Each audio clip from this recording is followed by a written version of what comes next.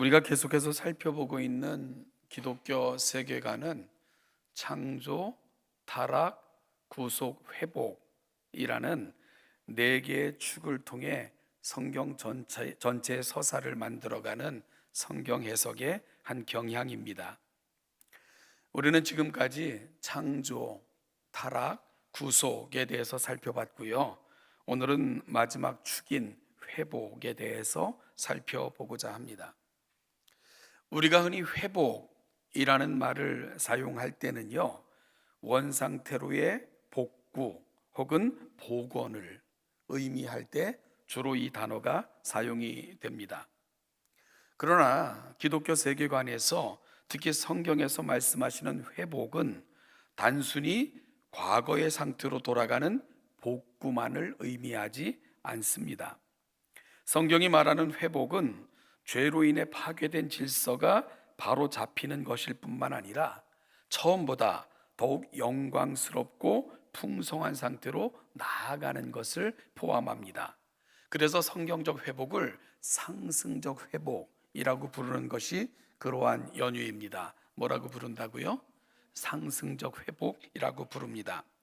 누가복음 15장 11절에서 32절에 등장하는 잃은 아들을 되찾은 아버지의 비유는 우리 안에 주시고자 하는 그 회복의 본질이 뭔가를 너무나도 잘 보여주고 있는 본문입니다. 이 비유 속에서 아들이 경험하는 회복은 단순히 집으로 돌아가는 집으로의 귀환에 그치지 않습니다. 아버지의 무조건적인 용납을 통해 이전보다 더욱더 깊은 관계 속으로, 또한 신비와 풍성한 은혜의 잔치로의 초청, 이것이 바로 둘째 아들이 경험했던 사실이고, 그래서 이 아들에게 되어진 사실은 우리가 갖고 있는 회복의 개념을 너무나도 잘 보여주고 있는 거죠. 여러분, 그러면 먼저 회복을 논하기 전에 무엇을 잃었는가를 살펴보는 것이 중요한 것 같습니다. 본문에서 둘째 아들은 아버지의 품을 떠나 먼 나라로 감으로써 아들의 지위와 풍성한 공급을 스스로 포기하는 그런 결과에 이르고 말지요. 따라서 이 둘째 아들은 하나님의 품을 떠난 인류의 상태를 대변해 주는 역할을 하는구나 라고 생각해 볼 수 있는 지점입니다. 여러분, 아버지가 살아계심에도 유산을 요구한 것은 아버지를 죽은 자처럼 취급하는 거다. 그것이 고대 근동이 갖고 있었던 개념이다. 많이 들어보셨을 것입니다. 따라서 아버지를 떠났다는 것은 아버지와의 관계 단절을 상징합니다. 이유는 허랑방탕하여 모든 것을 탕진한 후 돼지가 먹는 쥐염 나무 열매로도 배를 채울 수 없는 극심한 그리고 극한의 결핍에 직면하게 됩니다. 죽은 것과 방불한 그런 지경에 이른 거죠. 이때 아들은 아버지의 집을 생각하죠. 이렇게 생각하는 거예요. 내 아버지 집에는 품꾼조차도 먹을 것이 풍성했는데 하면서 그 시절을 그리워하게 됩니다. 여러분, 성경을 보면 아버지의 품, 아버지의 마음, 아버지와의 관계, 이런 게 아닙니다. 이 지점에서 아들이 돌이키는 동기는 배고픔이라는 본질적 결핍에 의한 것인 것을 말씀하고 있는 거죠.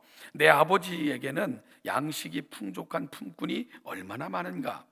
아버지 집에서는 품꾼조차 이런 풍족한 양식을 누리는데 자신은 줄여 죽게 되었다는 한탄입니다.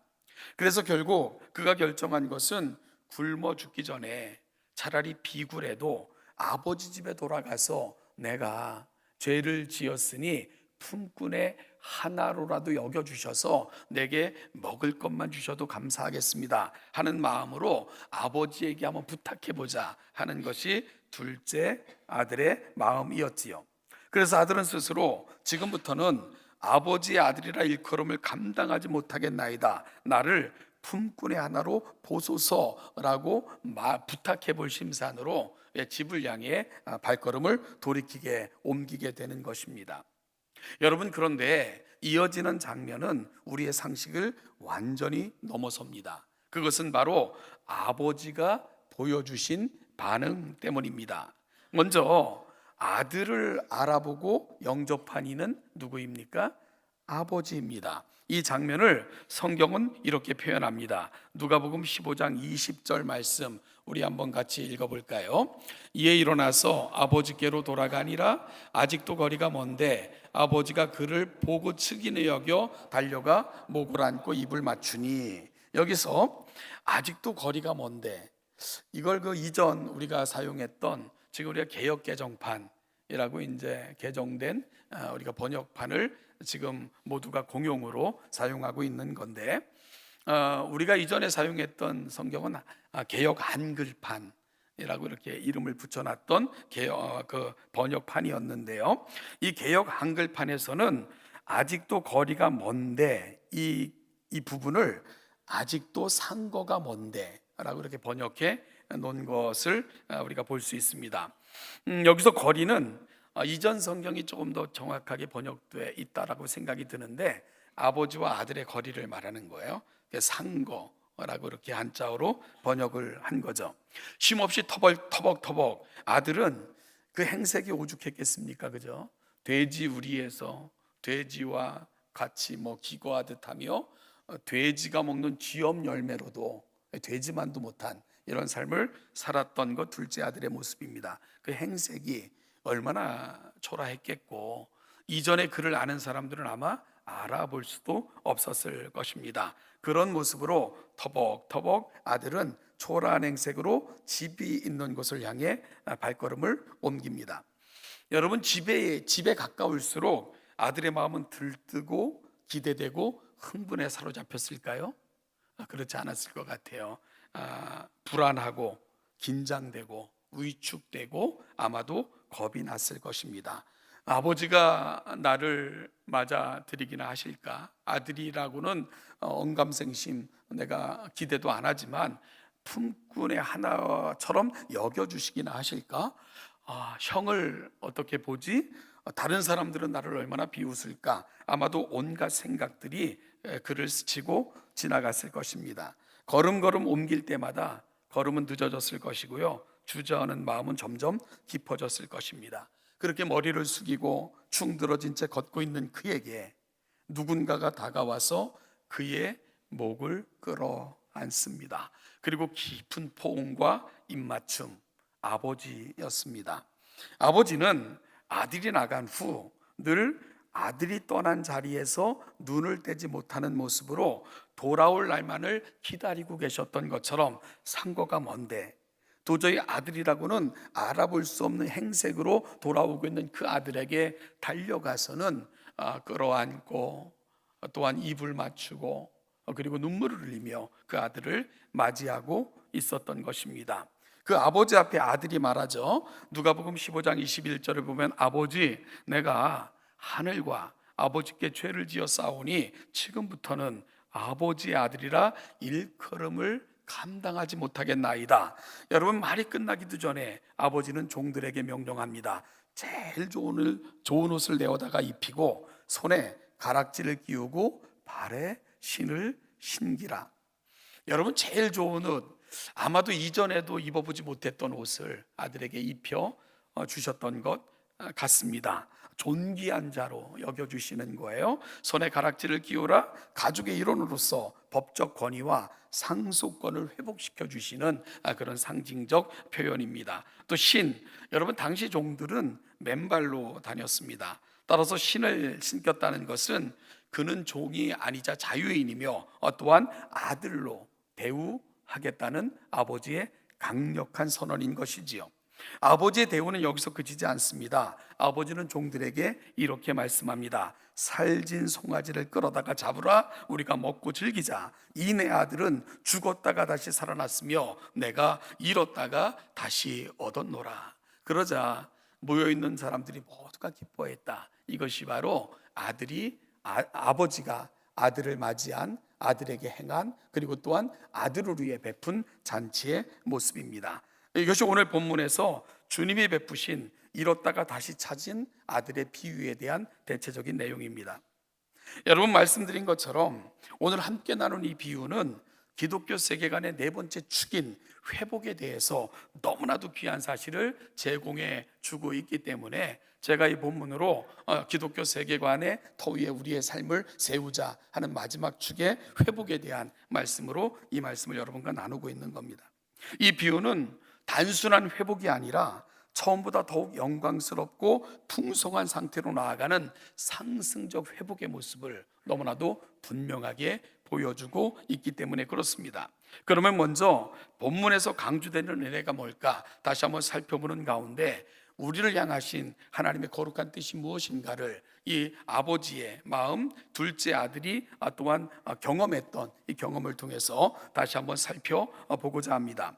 여러분, 오늘 본문에서 강조되고 있는 회복의 첫 번째 지점은 다시 찾은 바 된 은혜입니다. 아들이 아버지를 떠난 사건, 그것도 아버지 살아계실 때 분깃을 요청하고 떠난 것은 아버지와의 완전한 관계 단절을 의미했습니다. 그 순간 아들은 죽은 것입니다.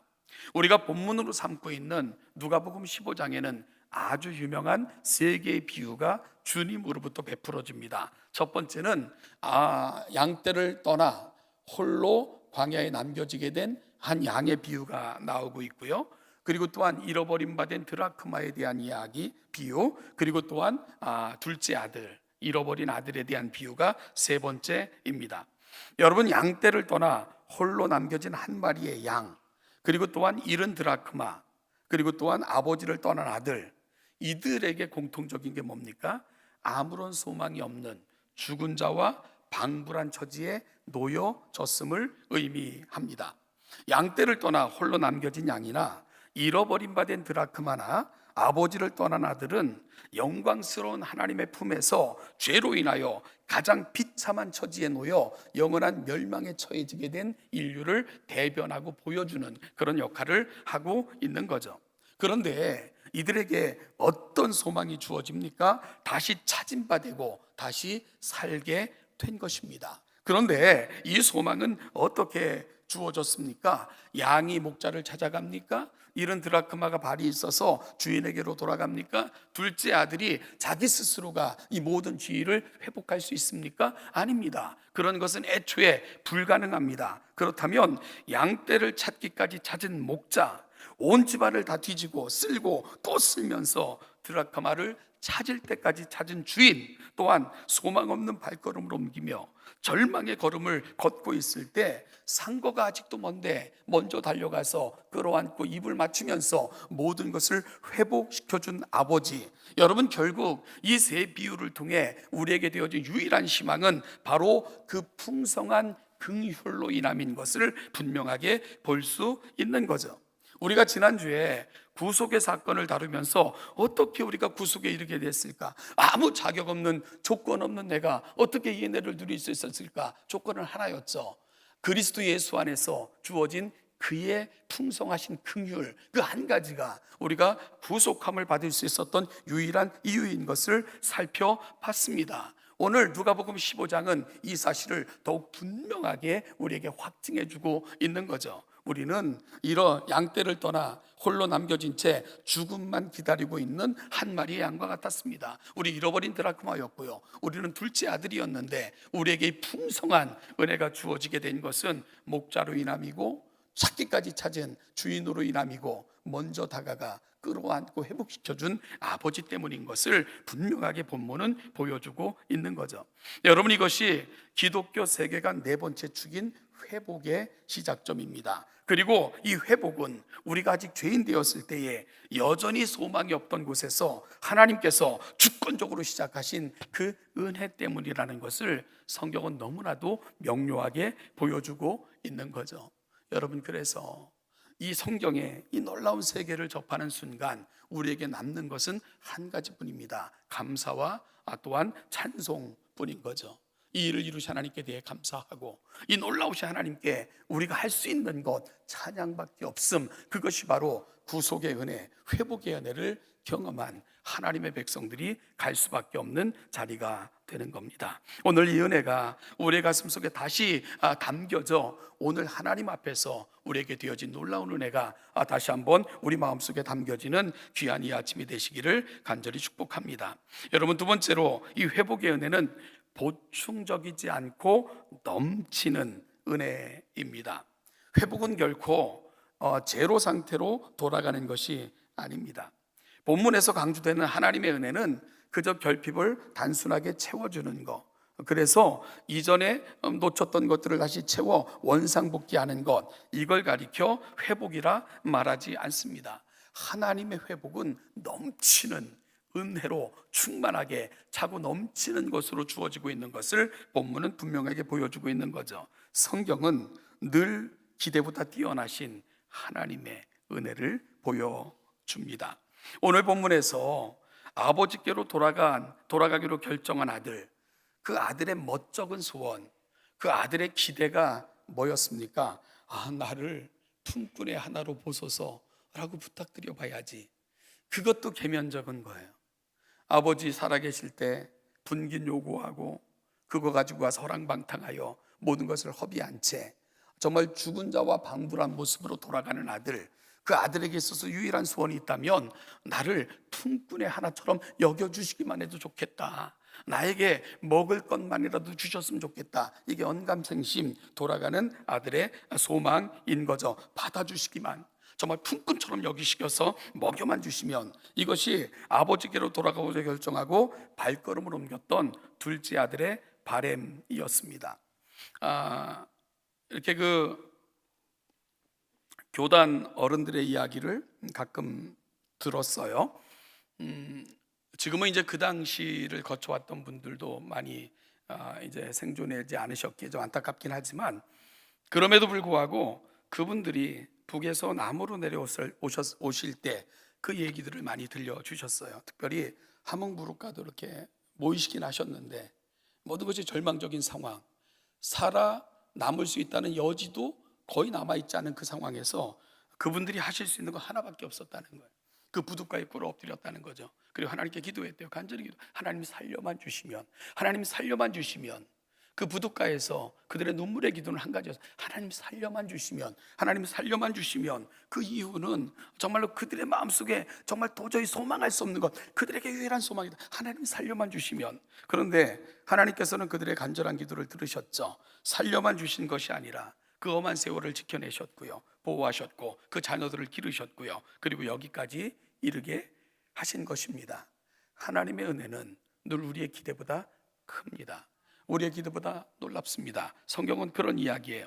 사복음서에 모두 기록된 사건이 별로 없어요. 그럼에도 불구하고 사복음서 저자들이 모두 기록한 사건 중에 물고기 2마리와 보리떡 5개로 5,000명을 먹이신 사건이 있습니다. 지난 금요일도 잠깐 다뤘지만 장정만 5,000명이니까 거기 모여있는 인원이 한 25,000명은 좋게 되었을 것입니다. 여러분, 물론 사복음서 저자들이 이 사건을 다 기록하고 있지만 관점들은 조금씩 달라요. 그래서 조금의 차이가 있는 그런 모습으로 기록되어져 있습니다. 특별히 요한복음에 기록된 것으로 이 사건을 살피면 주님은 제자들을 시험하시고자 우리가 어디서 떡을 사서 이 사람을 먹일 수 있냐? 라고 제자들에게 질문하신 것으로 되어 있습니다. 주님께서는 모여있는 사람들, 이제 떠날 때가 됐을 때 그들을 그냥 돌려보내실 수가 없었어요. 그래서 제자들에게 묻는 거예요. 우리가 어디서 떡을 사서 이 사람들을 먹일 수 있겠느냐? 이렇게 질문하셨을 때에 가장 셈이 빨랐던 게 빌립이었던 것 같습니다. 민첩했던 것 같아요. 그래서 빌립이 이렇게 대답합니다. 요한복음 6장 7절 같이 한번 읽어볼까요? 빌립이 대답하되 각 사람으로 조금씩 받게 할지라도 200데나리온의 돈이 부족하리이다.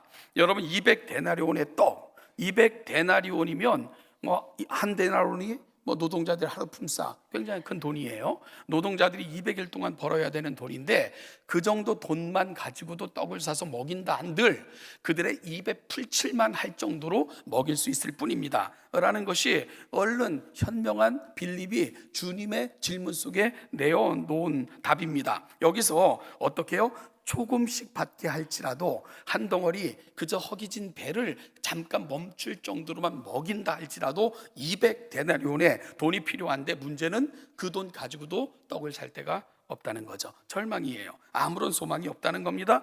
주님의 대답에, 질문에 대해서 방법이 없다. 이것이 바로 제자들, 특별히 빌립이 내어놓은 답입니다. 제자들은 죽지 않을 만큼만 생각할 때 주님의 마음은 전혀 다른 거죠. 요한복음 6장 11절, 주님께서 그들에게 행하신 일을 같이 한번 읽어보실까요? 예수께서 떡을 가져 축사하신 후에 앉아있는 자들에게 나눠주시고 물고기도 그렇게 그들의 원대로 주시니라. 여러분, 이 부분을 다른 공관 복음서에서는 풍족하게 주셨다, 배부르게 먹게 하셨다라고 표현하고 있는 것을 보게 됩니다.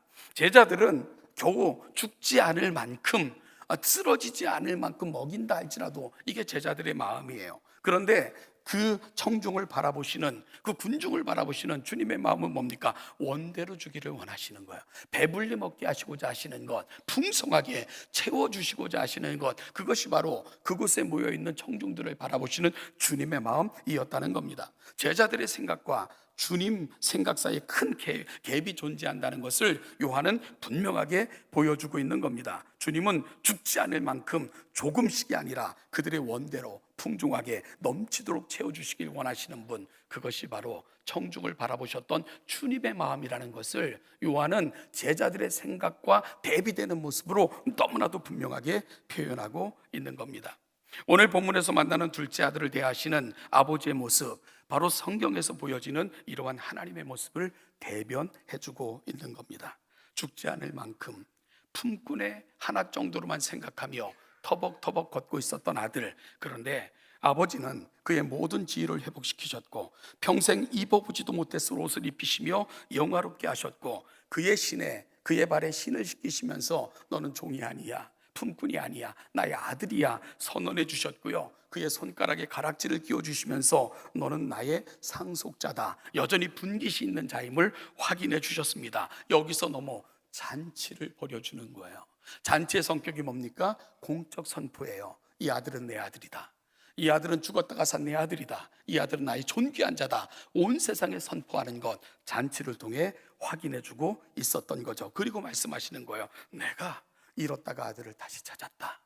이것이 바로 아들에게 대하신 아버지의 마음이었습니다. 이것이 회복의 은혜입니다.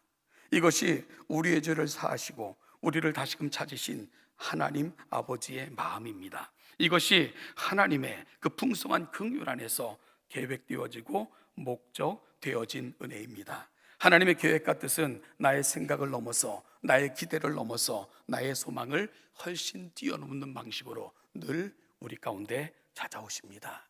이 사실을 잊지 않고 가슴에 담는 복된 이 아침 되시기를 주님의 이름으로 축원합니다. 세 번째로, 최고의 은혜는 아버지가 베푸신 잔치에 참여하는 것입니다. 이것이 바로 우리를 구속하셨을 뿐만 아니라 회복시키시면서 아버지가 꿈꾸시는 최종 지점, 우리와 함께 즐거워하시는 거예요.